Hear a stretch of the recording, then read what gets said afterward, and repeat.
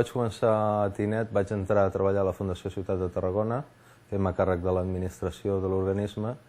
i aleshores ja va ser entrar en contacte amb el que era Tinet, amb el que suposava Tinet i fer-me tinetaire des d'un bon començament.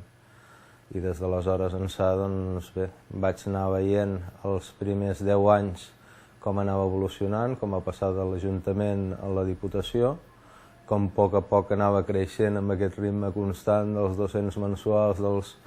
gairebé 2.000 anuals, i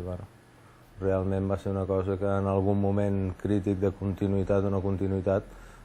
sempre va anar treballant sobre si mateix i anar creixent i anar afiançant tant a la societat de Tarragona com a les comarques.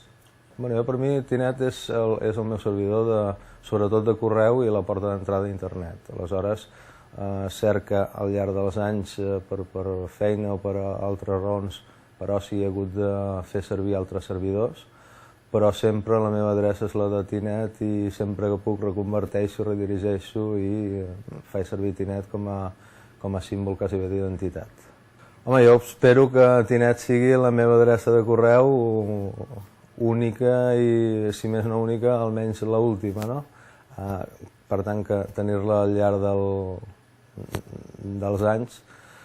I quan ha de ser Tinet, el que ha de ser no ho sé. El que segurament dependrà el que sigui dels recursos econòmics que tingui, però sobretot serà fonamental la creativitat i la innovació a l'hora de, si no tinc prou recursos, de dir quines sortides, quins camins, quins